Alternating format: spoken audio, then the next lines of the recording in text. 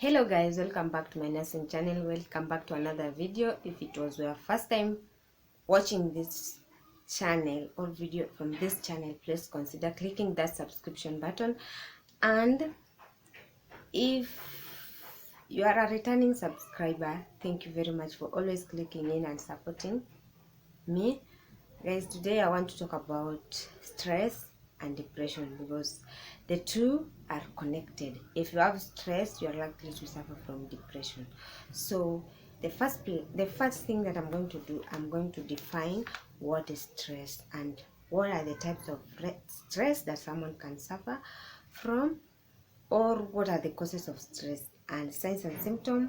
And then the next part of this video, I'm going to talk about depression, because stress causes depression, and depression is a mental illness that can cause damage to life, or it can make someone to lose his or her life. Yeah. So stress is a natural reaction to threats, demand, or changes toward to which you attach special importance. So people under stress release the stress hormone cortisol into their bloodstream to allow them to respond quickly.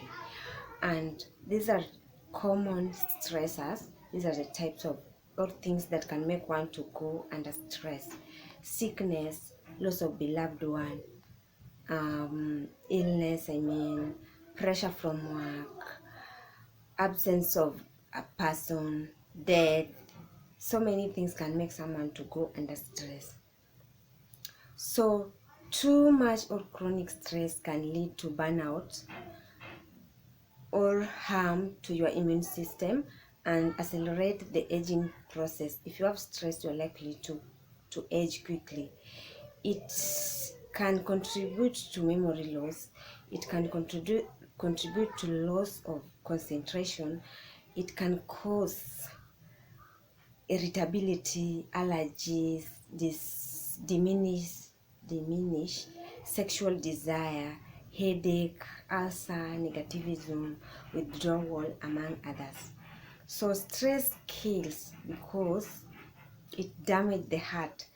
It causes the cardiovascular problem, whereby it can cause difficulty in breathing, it can cause high blood pressure, and then prolonged stress is associated with high level of free fatty acid in the blood sugar.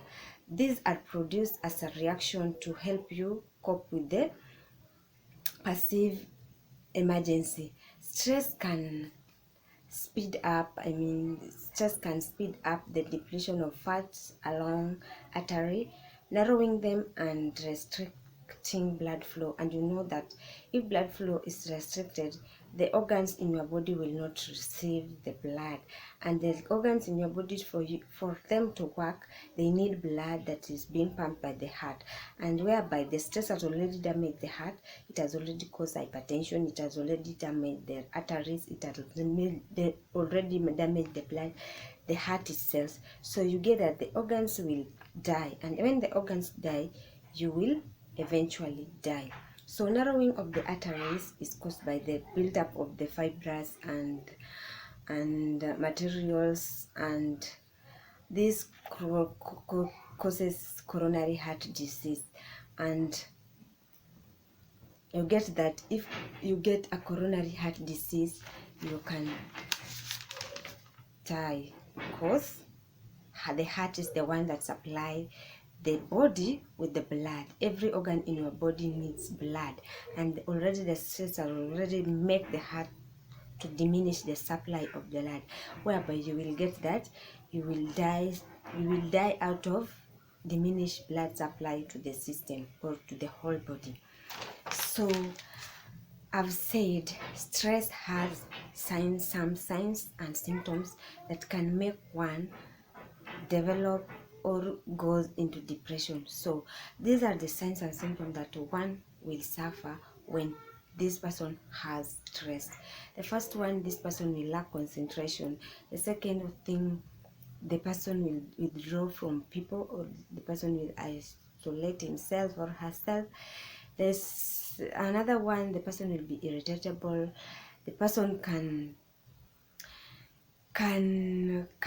even lack what? Can even lack appetite, can lack sleep. The person, a lot of so many signs and symptoms maybe. Yeah. So, and the most dangerous part of stress is that stress will make you to develop a mental illness. This is depression, because stress itself causes a memory loss, and when it causes a memory loss, it's automatically that it can make you go into depression, because stress and depression are connected. So you get that when you have stress, you are likely to suffer from depression. So therefore, I'm going to talk about depression, because depression is also a mental illness that is connected with stress. So I'm also going to talk about depression. And what is depression itself? Depression is a state of or a mental illness that is characterized by sadness and loss of enjoyment into the activity that you usually do when you are not depressed. And anybody can suffer depression. If you suffer depression, you are not weak. People usually neglect those who suffer from depression, saying that they cannot solve their problem, or they cannot manage their problem. So depression is not a sign of weakness, and anybody can go into depression. Sometimes when you give birth, you can suffer from depression, and that one we call postpartum depression. The symptoms of postpartum depression and the depression itself, they are similar. So depression in general, this is what it is. So what are the signs and symptoms of depression? How can you know that this person is suffering from depression, so that you take action before it is worse? So the first thing, the person will lack sleep, will have insomnia, or this person may sleep a lot. The person may refuse to eat, or the person will eat a lot. So eating disorder and sleeping disorder. And then the person will draw himself or herself from people. The person will not concentrate. The person sometimes may suffer from hallucination and delusions. The person himself can have suicidal thoughts, and the person also himself can have some, can be irritable. Yeah, the person can be irritable. The person can have lack of energy or low energy. The person can lack interest in doing anything. The person sometimes may be guilt. They may feel guilty. They may feel hopelessness. They can be restlessness, or the person can decide to be just to mute. Or if you see these signs and symptoms that I'm saying, know that this person is suffering from depression, and you need to do something. So these are the things, when you realize, you yourself or somebody realize you're suffering from depression, these are the things that you're supposed to do. Talk to someone you trust. Tell them how you feel, what you think. Tell them anything. And talking to someone, it is therapeutic, and they usually say that a problem shared is half solved. So if you talk to someone and they listen to you, you can solve your problem halfway. The next thing that you're supposed to do, if you realize your friend is suffering from depression, show concern. If you show concern, maybe they can open up and tell you what they're going through or how they feel. Another thing that you're supposed to do, or if you are the person himself, go to the nearest hospital and explain to them how you feel. They know how to manage depression, or they can take you through counseling, or they know how to manage depression. And also, if you feel that those ones cannot work, also you can call emergency number, depends where you are.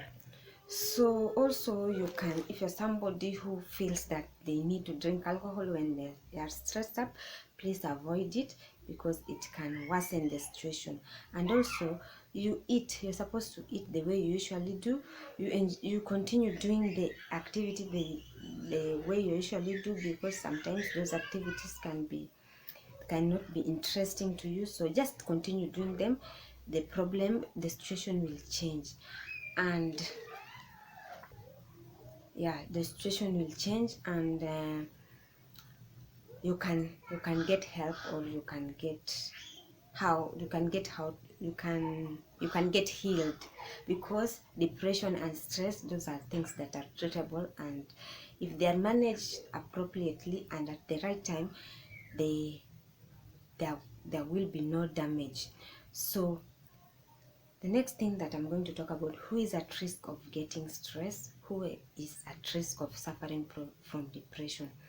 I've said, I said that usually sometimes people who have given birth usually suffer from depression. So the person who has just given birth can go into depression, and that one we call postpartum depression. The signs and symptoms, how to manage it, is always the same. Another type of group of people who are at risk of suffering from depression, someone who is having stress, someone who have a mental illness, they can go into depression. Someone who have any chronic condition can suffer from depression. And also, if you have a family that people have mental illness or mental, this specifically depression, you can go into depression. And also, loneliness can cause depression. I've also said about the illness and any chronic medical condition. And also, what? Also, stress. I think I've just repeated myself, but those are the things that predispose one to depression. So how do you manage all this? I've just said you should talk to someone, you call emergency number, you should go to the nearest hospital, or you continue doing the activities that you do. And if those ones does not work, or the situation has not changed, go to the hospital. The stress will be managed with antidepressant and carbamazepine, or sedatives if someone is not is unable to sleep. And also, this person will go for so many therapeutic process, and the person will heal. And the last thing, if you have stress or depression, these things are mostly they are being managed by in a conversational way. So the most important things that you are supposed to do is talking to someone, and if those ones refuse, then you can go to a mental hospital so that you can be prescribed the right medication. So thank you for watching this video. Let's meet in my next video. Bye.